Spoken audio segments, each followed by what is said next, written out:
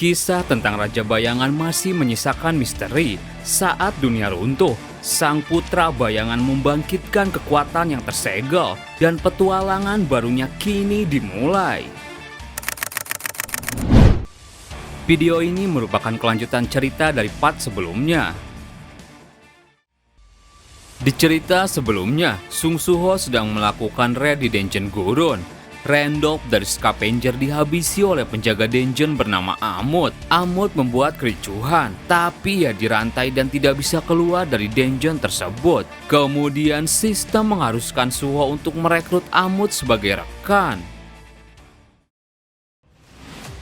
Setelah berbicara dengan Amut, Suho mulai mengatur strategi untuk membebaskannya. Suho bilang, kalau penyihir itu menghalangimu menjelajahi makam ini lebih dalam dan menyegelmu, mungkin itu karena dia takut kalau kau berusaha membunuh pemilik dungeon ini. Jadi jika aku mengalahkan dungeon ini, menurutmu bagaimana?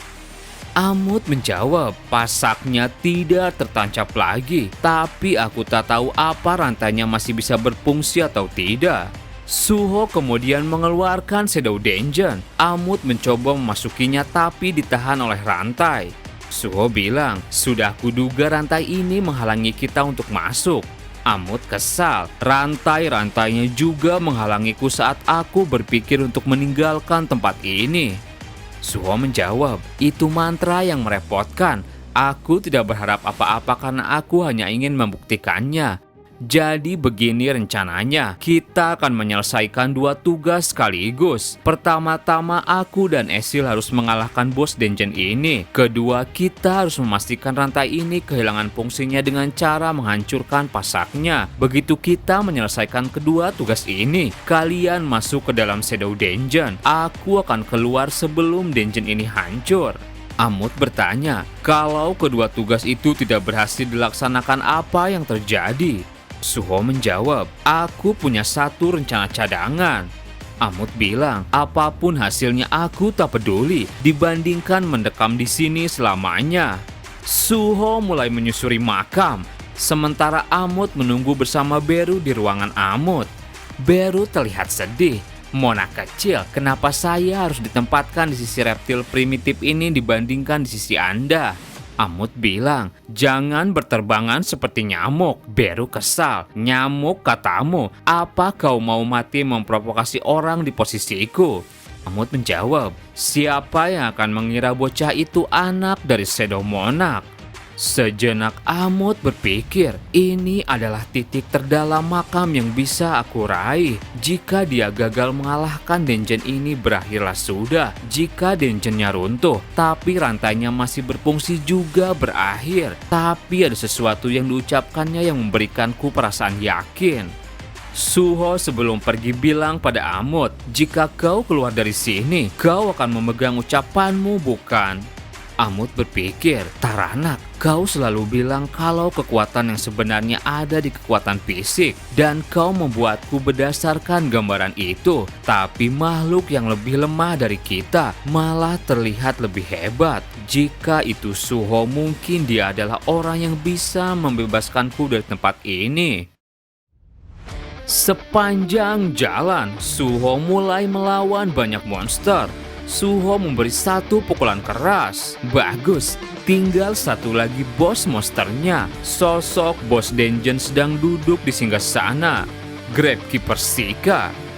Pertarungan dimulai. Sika berdiri dan mengeluarkan bola energi di tangannya. Dengan itu Sika bisa mengendalikan pasir. Suho dengan kecepatan dan daggernya maju melesat. Suho memberi tebasan-tebasan cepat, mencoba menghancurkan pasir di hadapannya. Tapi pasir itu tidak hancur dan malah membelenggu tubuh Suho. Dalam hatinya Suho bilang, Gravekeeper Sika, pasir-pasir ini membuat kita sulit bergerak. Dilihat dari nama merahnya, setidaknya dia adalah rank A. Kalau begini terus bisa-bisa manaku habis duluan. Aku harus mengalahkannya secepat mungkin.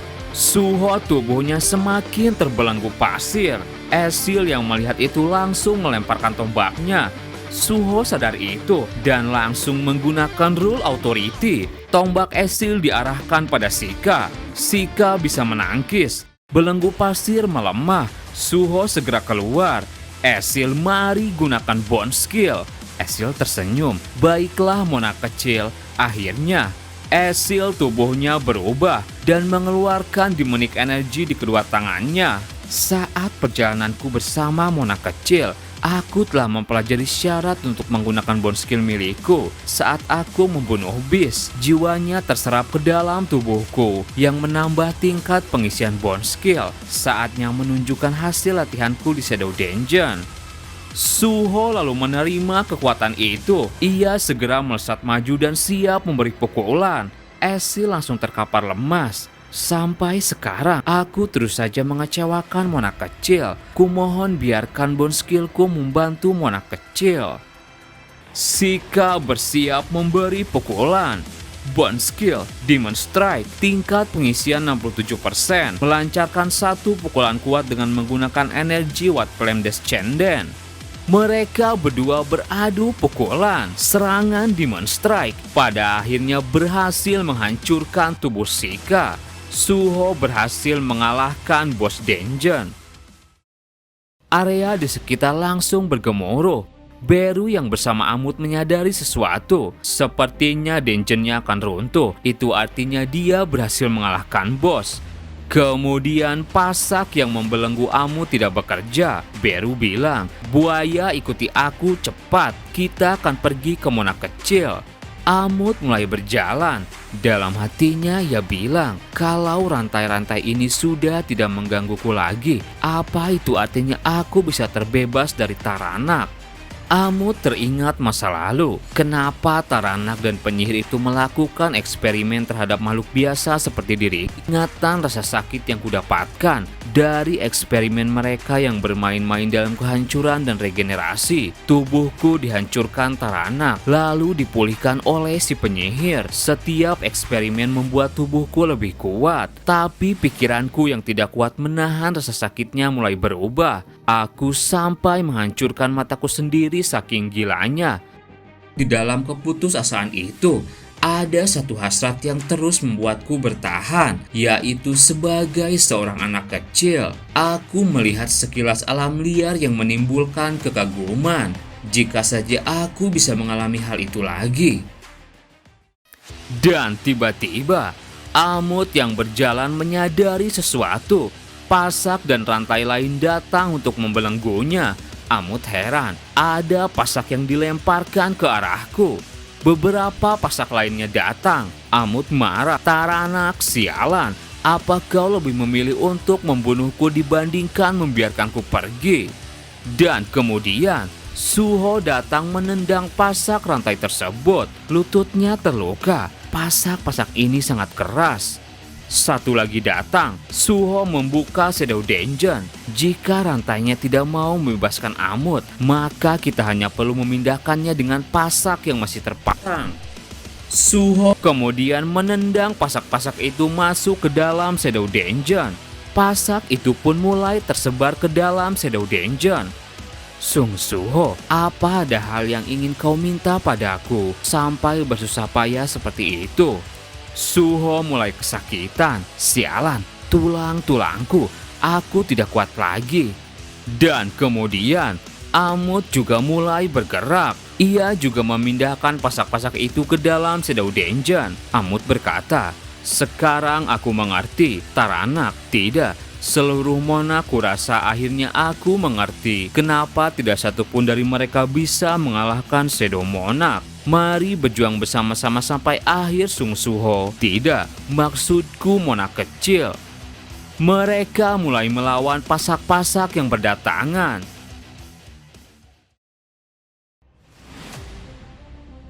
Beberapa waktu kemudian, di dalam Shadow Dungeon, Esil sadar dari pingsannya. Beru, di mana Mona kecil? Apa yang terjadi pada Mona kecil dan Amut? Beru menjawab, pelankan suaramu. Saat ini Mona kecil sedang beristirahat di sana. Esil terlihat bahagia melihat Suho yang selamat. Jadi kau berhasil sampai akhir. Kini terlihat juga Amut berada di Shadow Dungeon. Anda telah merekrut Descendant of Steel sebagai rekan. Anda telah menyelesaikan emergency quest Dimensional Rift. Level Anda telah meningkat. Hadiah penyelesaian quest telah tiba. Sementara itu di bumi, Wo Jinchul terlihat di kantornya sambil melihat profil Sung Jinwoo. Sejenak ia berpikir, menghilangnya Hunter Sung Jinwoo menandakan awal dari suatu hal yang baru. Para Hunter dan Gate kembali muncul. Berkat ingatan dari dunia sebelumnya yang diturunkan oleh Hunter Sung Jinwoo, asosiasi Hunter didirikan dengan cepat menekan kekacauan saat Great Catalysm. Namun keberadaan Stardust menandakan bahwa dunia ini berbeda dari sebelumnya. Obat Awakening yang meningkatkan magic power seorang Hunter low rank tanpa efek samping apapun. Sejauh ini pengedaran Stardust telah diidentifikasi yaitu oleh Lim Min Sung. Mengingat bahwa Lim Taegyu sedang berada di luar negeri, kemungkinan besar dia bertindak sendirian. Dia bukanlah orang seberani ini di dunia sebelumnya. Rasanya seperti ada orang di baliknya. Tak lama ia menerima telepon. "Apa yang membuatmu menelponku, Presiden?" Orang itu menjawab, "Maaf karena mendadak menghubungimu, Wo Jinchul." Jinchul bilang, "Tidak apa-apa. Kami berhutang atas bantuan yang Anda berikan di awal berdirinya asosiasi Hunter." Ternyata yang menelpon itu adalah Jinho. Jinho bilang, "Keponakanku yang baru saja awaken sebagai seorang Hunter sepertinya terjebak di dalam gate. Tolong bantu kami." Jinchul sadar sesuatu. Jika itu keponakan Presiden Yojinho, maka itu adalah Suho. Kembali ke Dungeon Piramid, Ryo dan Guil Asura sedang kelelahan dalam mobil. Suho kemudian menghampiri mereka. "Bangunlah, dungeonnya berhasil diselesaikan. Apa aku juga bisa pinjam ponselmu sebentar?" Ryo bilang, "Jadi sudah selesai. Kalau begitu mari kita pergi dari sini dulu." Setelah itu Ryo mengantar Suho ke bandara. Ryo bilang, "Suho, aku akan terus mengingat bantuanmu di Pyramid Field. Tetap berkomunikasi setelah kau tiba di Korea." Suho menjawab, "Tentu saja, aku juga berterima kasih karena sudah membantuku agar bisa kembali ke Korea dan juga telah memanggil paman iparku." Jinho waktu itu sangat khawatir. "Apa kau pergi ke Mesir karena sebuah gate? Paman kira kau terlibat musibah." Ryo dalam hatinya bilang, "Bukankah pamannya melaporkan ini karena punya koneksi dengan asosiasi? Mungkin kita perlu menghubungi asosiasi Hunter." Ryo bertanya lagi, "Tapi ada yang aneh juga. Monster buaya itu terlihat seperti monster rank S, tapi dia mundur begitu saja. Kau jadi bisa menyelesaikan dungeonnya?" Suho hanya tersenyum. Dalam hatinya ia bilang, "Aku tidak bisa menceritakan yang sebenarnya soal Amut." Sebelum itu di dalam Shadow Dungeon, Suho mendekati Amut yang masih dirantai. Suho bilang, "Pada akhirnya rantainya belum terputus. Karena ini juga kau jadi tidak bisa meninggalkan Shadow Dungeon. Karena aku gagal melepas segelnya. Sepertinya aku gagal menepati janjiku." Amut menjawab, "Jangan terlalu mengkhawatirkannya. Lagi pula janjimu hanya sebatas membawaku keluar dari makam itu. Sekarang karena rantainya begini, pergerakanku jadi lebih leluasa dibandingkan makam yang sempit itu. Tempat ini jauh lebih nyaman." Suho dalam hatinya bilang, entah kenapa sifat Amut sudah semakin berubah. Amut kemudian memegang Suho dan terbang ke atas. Di atas gedung mereka melihat pemandangan Shadow Dungeon dari ketinggian. Amut berkata, "Aku akhirnya bisa merasakan sensasi dunia asli. Aku akan mengikutimu, Mona kecil." Di bandara Suho pamit pada Ryo. Dalam hatinya Ryo bilang, "Sung Suho, Hunter yang bisa menggunakan summon, skill bertarung, bahkan penggabungan. Aku akan menghubungi guild dan meminta mereka untuk menyelidikinya." Sepanjang jalan lorong, Suho ngobrol dengan Beru. Suho bilang, "Gate yang terbuka di Shadow Dungeon, lalu emergency quest yang tiba-tiba muncul. Sepertinya semua itu ingin aku merekrut Amut sebagai rakyat." Beru bilang, "Sepertinya begitu. Rasanya sudah lama sejak saya tidak naik pesawat." Suho menjawab, "Mau bagaimana lagi? Karena gate-nya sudah menghilang, kita tidak punya pilihan." Beru, "Apa menurutmu rankku sekarang?" Beru menjawab, "Setidaknya rankmu adalah A." Sung Suho, level 35. Suho berkata, "Bagus, sepertinya aku sudah siap. Mari kita mulai serangan kita terhadap Lim Min Sung dan Apostoli Itarim."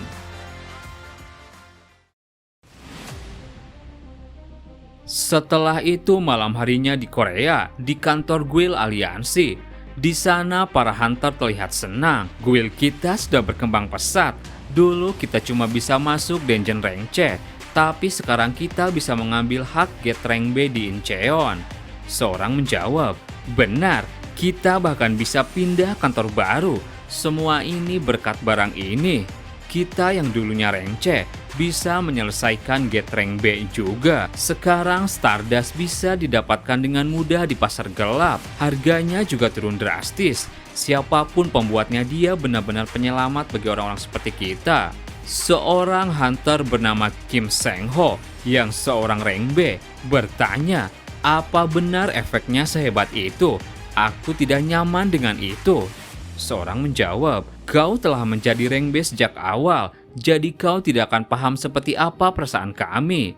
Sang-ho menjawab, suksesi hunter dilaporkan sedang mempertimbangkan pelarangan penggunaan Stardust. Seorang meledek, asosiasi tidak pernah melakukan apapun bagi kami rank rendah. Ini sangat menjengkelkan. Kemudian di sela pembicaraan, Apostoli Itarim datang bersama dua pengawalnya. Apa ini Guild Aliansi? Kalian memiliki hak gate rank B di Incheon, bukan?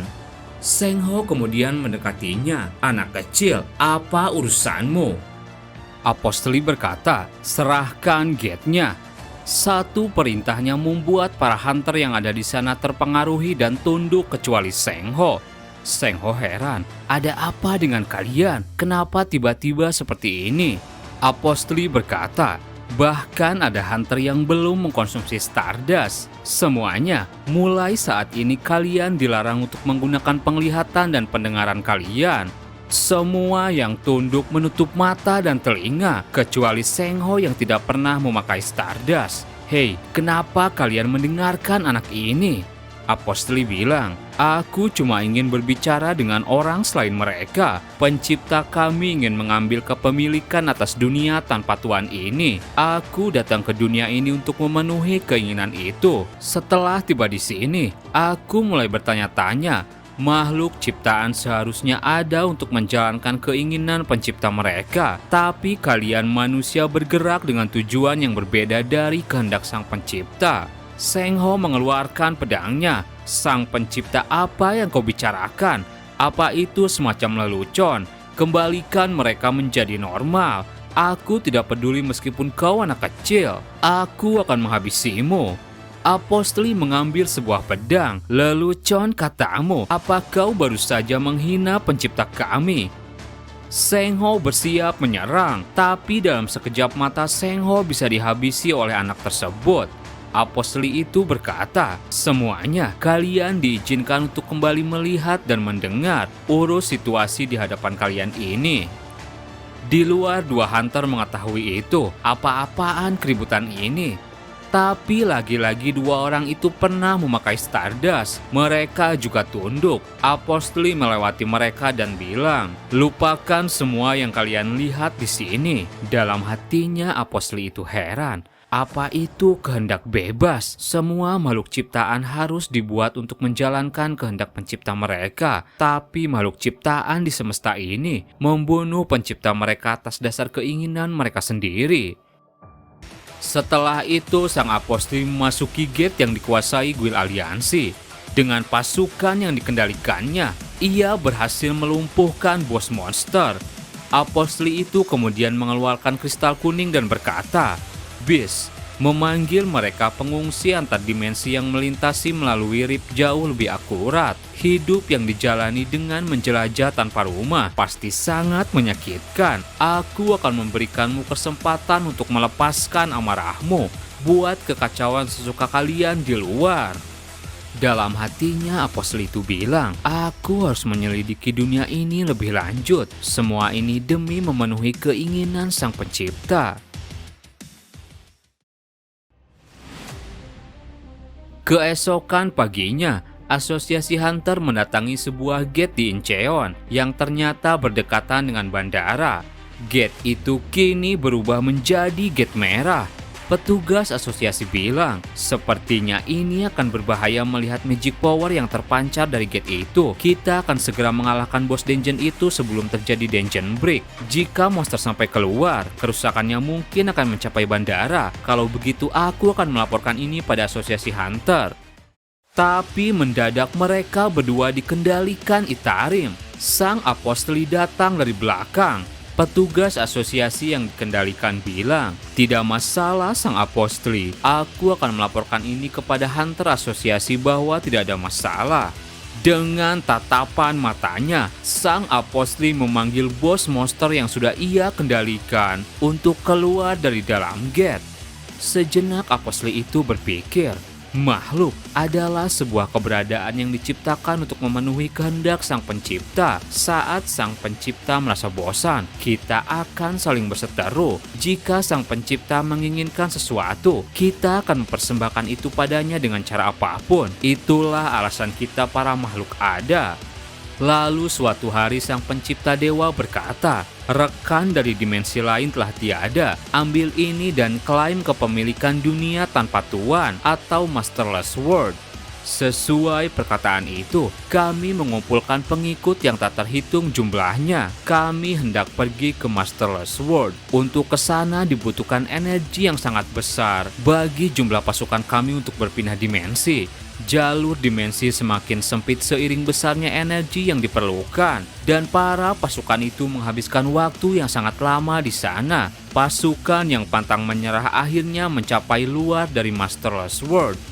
Tapi di sana, mereka menghadapi darkness, sebuah kegelapan tak berujung. Terlihat Sung Jinwoo menghadapi makhluk-makhluk dari outer space. Bangkitlah! Bayangannya menyelimuti seluruh pasukan outer space. Mereka seperti terkurung dalam kegelapan. Banyak pasukan outer space yang dikalahkan. Setiap pasukannya memiliki kekuatan yang sangat besar. Tapi hal yang menakutkan dari Darkness tidak berhenti di situ. Ketika salah satu pasukan kami gugur, pasukan yang baru saja bertempur bersama kami akan bergabung dengan Darkness dan menjadi musuh. Semakin lama perang berlangsung dan seiring meningkatnya jumlah korban, maka semakin kuat pasukan Darkness. Pasukan kami kurang diuntungkan dan perang akhirnya meluas ke dimensi luar. Ketika kita jatuh dalam keputusasaan, Dewa Til menawarkan ide. Waktu itu Tiel berkata dalam perundingan, sama seperti kita yang sulit kembali karena magic power kita yang besar, itu juga berlaku pada Darkness yang muncul di luar Masterless World. Makhluk-makhluk di Masterless World akan menunjukkan tanda-tanda power magic dengan menggunakan Mistburn, dan kita bisa menghancurkannya dari dalam. Apostli itu kembali berpikir, Mistburn, orang dengan iman yang rendah. Meski pikiran mereka dihancurkan oleh api takdir, mereka masih memenuhi kehendak dewa. Meski lemah, penyebaran iman yang meledak-ledak sangat mematikan bagi makhluk yang tidak memiliki magic power. Saat iman itu menyebar di Masterless World, banyak pasukan dewa percaya bahwa mereka dapat mewujudkan tempat suci dan membuat keajaiban. Strategi Tiel disetujui. Seketika Tiel menggunakan kekuatannya dan membaginya menjadi 5 kepingan. Kepingan terlemah membawa api Mistburn dan pergi menuju dunia tak bertuan. Seperti yang direncanakan, kepingan yang lemah berhasil memasuki Masterless World tanpa terdeteksi oleh sang Darkness. Namun saat mereka tiba, Tiel menghadapi variabel yang tidak terduga. Makhluk di dunia ini yang dulu tidak memiliki magic power, sekarang memilikinya. Kepingan pertama memutuskan untuk menunggu kepingan lainnya dan berhasil bersatu dengan kepingan kedua, yaitu aku yang sekarang. Perubahan dunia ini sudah pasti adalah permainan seseorang. Rencananya tidak boleh ditunda lagi, terutama menghabisi manusia yang disebut Hunter. Kita harus mempelajari dengan seksama sampai potensi tertinggi mereka untuk memenuhi misiku sebagai kepingan Tiel. Terima kasih buat teman-teman yang udah nonton video ini sampai habis. Mohon maaf jika ada salah. Admin pamit dan sampai jumpa di video berikutnya.